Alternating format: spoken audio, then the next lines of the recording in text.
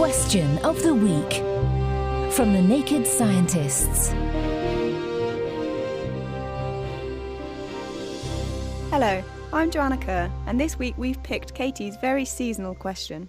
Why is gooseberry jam red when gooseberries are green? This really baffled the Naked Scientists, so I put this thorny question to Dr. Shaka Timova, a food scientist at the University of Leeds. This question also really intrigued me. My mother often makes jam from green gooseberries, and the color is never red, but rather dark yellow or light orange. Well, it's a color change either way. We also had a mixed response on Facebook. Jodie Knight thinks that it's just the difference in the colour of the gooseberries that we use. And Mike Sharp asked, what even is a gooseberry? Well, a gooseberry is a round fruit with a translucent, hairy skin, which according to Indaleka is spooky. But why would green fruit give rise to red-coloured jam? The answer as to why this happens is not so straightforward. To put it simply, it is the original fruit color and changes in conditions during the process of jam making. When you make a jam, you mix sugar and fruit with pectin and the source of acidity and heat it until the gelling process starts. I've always heard this word pectin, but what does it actually mean?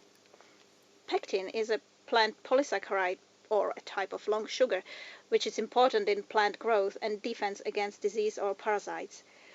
Luckily for food lovers, it also happens to be a very good gelling agent, which can turn a mix of sugar and fruit into a tasty treat. Some fruits, like gooseberries, have a lot of pectin, but some need to have pectin added when you make jam from them. But this wouldn't give it the colour, would it? No, but gooseberries also contain pigments called anthocyanins, and it is these colors that make fruits like cherries red or blueberries blue. Interestingly, they are known to change color when in different acidities or when they are heated and break down into smaller pieces. I see, so it's a mixture of the changes in acidity and these pigments.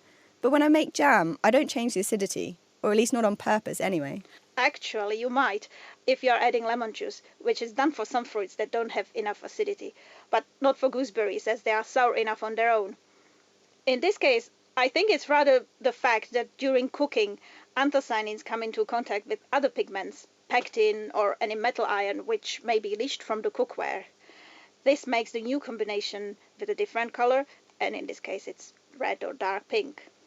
There could also be some other effects from heating the jam when more complex pigments get broken down to smaller pieces with different color. This explains why the colour changes, but it doesn't explain why the colour doesn't change every time.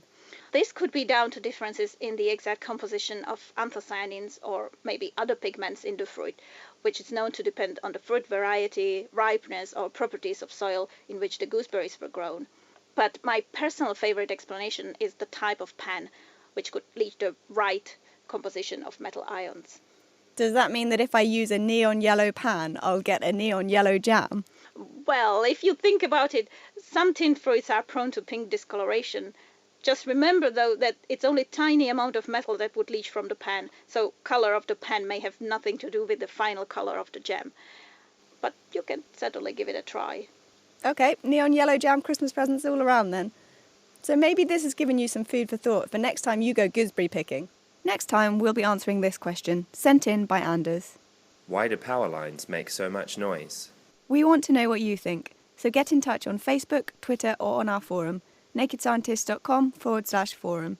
And if you have a question that you would like answered, email chris@thenakedscientist.com.